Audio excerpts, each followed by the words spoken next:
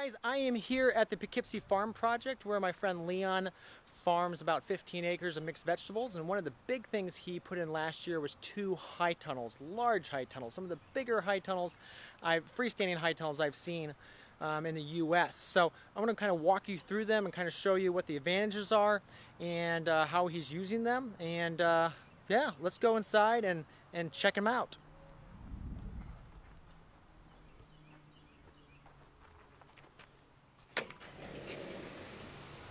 So there you go. Look at that. Look at all those tomato plants.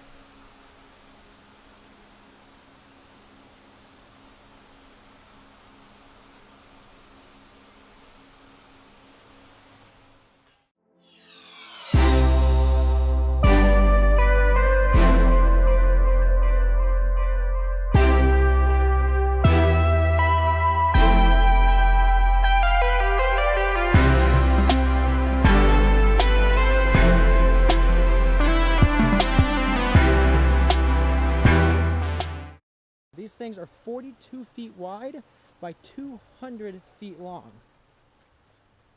So this is the second one. This one's full of Salanova lettuces.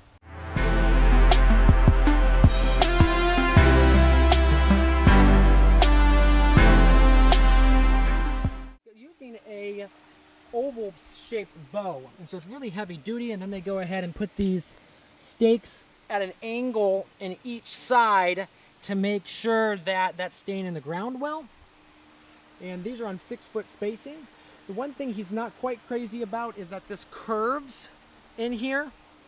And so when it curves, the rain comes in this top little bit as well. So you can see we've also got HAF fans in here as well, 8 of them, keeping the airflow going, moving through here. Because this is a 200-foot long tunnel, you will notice that they split the tunnel by putting this polycarbonate section right here in the center. So this actually has 4 roll-up sides. You can see how that polycarbonate goes up and over and then over to the other side as well. And actually look at that, that heat vent is closing. Because of the size of the tunnel, they got bumblebees, so they're running bumblebees in here. One of the things you'll notice on this is they have a knee wall. So you can kind of see here, you've got this little wall here, and this little wall basically keeps out cold air from running in right on the plants, and it also keeps out bunnies and stuff like that. And it's really simple, just with a wire and some plastic folded over it, and then down to a wooden baseboard. I would have actually not done the wooden baseboard, I would have done metal there. But obviously, you know, there's all sorts of ways to build a greenhouse. Let's go ahead and check out the monitoring system. Now this has a pretty substantial, this is an iGrow 800, and then a lot of different switches and fans and stuff like that. So you can see that. You can also notice that this has a ridge vent. So you can see there that opens and closes automatically, and then 2 heat vents right at the end. One thing he didn't automate, which I think he definitely should have, would have been the roll-up sides. And I think he's not as worried about that because he has that big ridge vent.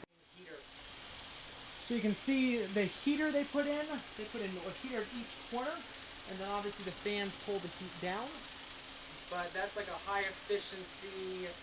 Another thing let's look at is his irrigation system. Because this is such a big house, this has taken a lot of water. So they came up with a 1.5-inch main out of this hydrant, and that's actually I think a 3 or 4-inch main down there in the bottom of that pit.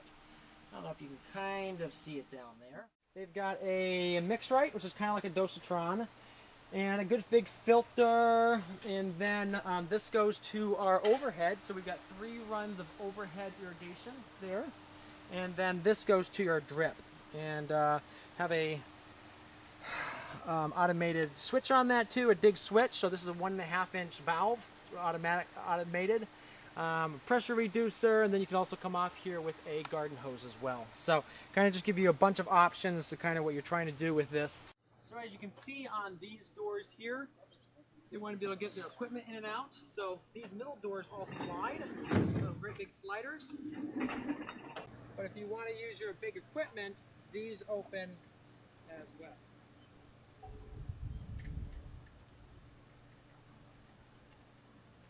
One thing you'll also notice is there's a person-sized door inside the large slider door. So you can just open that, walk right in, and close that up. So that's more for the winter time.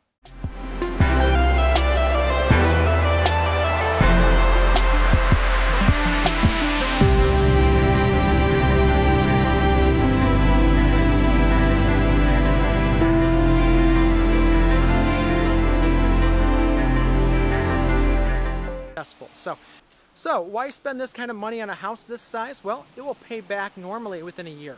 So we run numbers all the time with our clients, and high tunnels are actually one of the quickest way to make money on farming. It's just being able to cover your space, being able to not have to think about rain or cold or stuff like that really helps you, produce a perfect crop every time and really bring in the money to make your farm.